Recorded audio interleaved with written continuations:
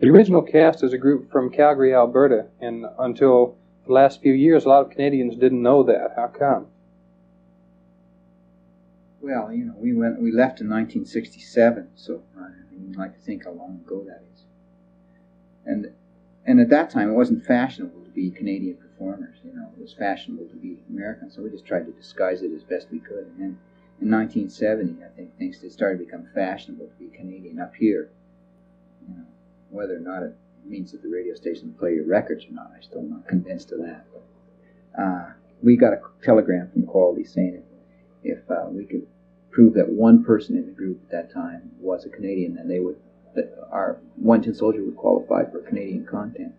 Of course, we were all from Canada, so we sent them back a short telegram saying we were all from Canada. Dixie, long before the original Caste ever was, you were very much involved in the music business in one sort or another. How did you get into it?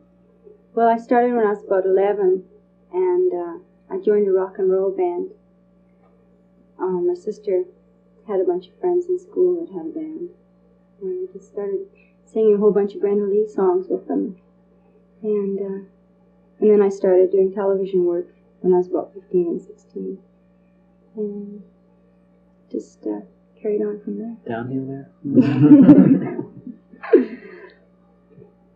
Gary, you're a more recent addition to the original Caste, and I'd be interested to know what your musical background was before joining the original Caste, and how did you come to meet these people? Well, my background was bluegrass music. I started playing bluegrass guitar about 1960, and knocked around in various bluegrass groups, not making much money. And eventually did get a group together that worked quite a little bit in Colorado, and that's where I met Bruce and Dixie in the original Caste. And 2 years ago, they asked me to play bass for them and come to Canada. I said, okay, and here I am. Dixie, you and Bruce have a beautiful farm down in the foothills of the Rockies, and what's probably a dream come true for a lot of musicians. And with that, and now with your new baby, how do you feel about doing what you've had to do all along, going back on the road? Well, when I was sort of laid up, so to speak, I really missed traveling and singing and stuff, because I really didn't do much of it. But I'm kind of anxious to get back on again, and learning how to travel on the road with a little boy. I don't know how well that's going to work, but it has to work, I guess. You've been the principal voice, the upfront sound of the original Caste recordings, and I'd be interested to know how you came to be with the original Caste. Did Bruce come along and recruit you, or just what exactly happened? Well, that was about it. He was working in the U.S. at the time, and he wanted to form a bigger group. It was the time when the Christy Minstrels were together and bigger groups, and he wanted to see what he could come up with in Calgary. And he just auditioned a whole bunch of guys and girls, and it sort of boiled down to me and two other guys, and that was how I got started with the group. Did you sing on your audition? Of course I did. Oh, no, it was a talking audition. She just talked. I thought she played the accordion. Oh. Gary, I notice a lot of country roots coming out in the original Caste sound now, which is leaning away from, say, the type of sound back from the One Tin Soldier days. Why is that? Well, I think mainly it's because of me, but my roots are really country with the bluegrass and stuff. But Bruce and Dixie, like country music too. As a matter of fact, Dixie, when she was singing on the Safety Roundup or whatever it was, she was singing country music, so she likes it, and Bruce does too. So we're just kind of playing what we really like, and that's a country-oriented rock music. Bruce, you wrote one of the finest songs for my money that the original Caste has ever recorded. It's called "We Will Live Together," and it ended up being the theme for the Spokane World's Fair. How did you become involved with that, and how did it become the theme song? Well, Russ, Dixie and I have worked in Spokane for years. It was always our jumping off point in the United States, and we just know hundreds of people down there, and we just happen to know 3 or 4 of the people that were putting that World's Fair or whatever it was together, and they needed. They came to me actually and asked me if I'd do it and or write a song. You know, and that actually the guy who used to be the lead baritone in the old Chad Mitchell trio, a guy named Mike Koblik, was one of the guys that was putting the thing together, and he was the one who suggested I do it. So that's what I did. Just wrote it.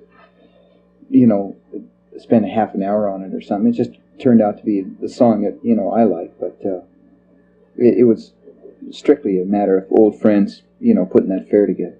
Say it only took you about a half an hour to crank this tune out, but I still get the feeling that it's a song of great personal conviction. It's too sincere a tune to think otherwise. You must have said something that you really feel.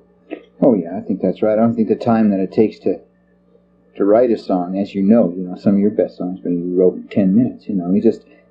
The good ones come out quickly. The turkeys, you spend days patching them up, and they never do sound good. Do you feel that you do and will write a type of music on into the future that people will still accept? God, I hope so, Russ.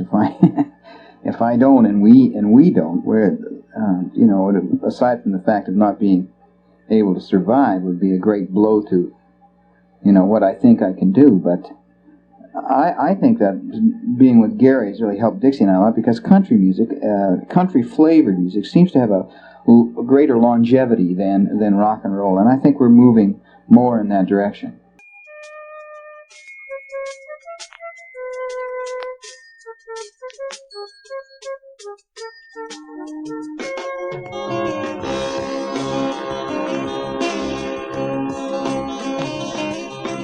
Listen, children, to a story that was written long ago, about a kingdom on a mountain and the valley folk below.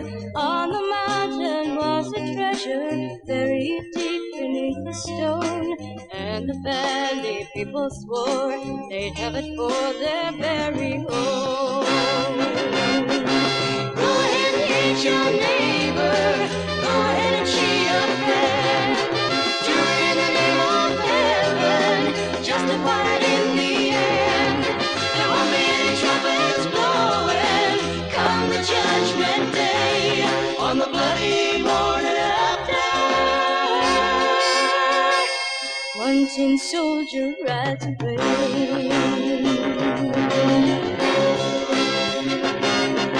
So the people of the valley sent a message up the hill, asking for the buried treasure, tons of gold for which they kill. Came an answer from the kingdom, with our brothers we will share all the secrets of our mountain, all the riches buried there.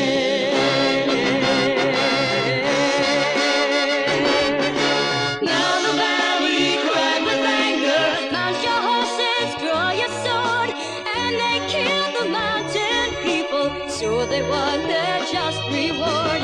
Now they stood beside the treasure on the mountain, dark and red, turned the stone and looked beneath it.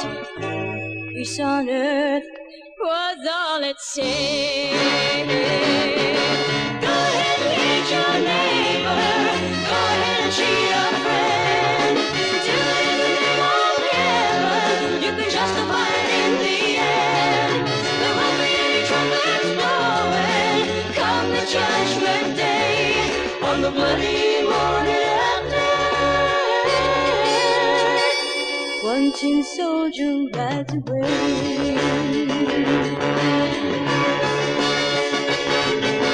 Go ahead and hate your neighbor, go ahead and cheat a friend, do it in the name of heaven, you can justify it in the end. There won't be any trumpets blowing come the judgment day, on the bloody morning after.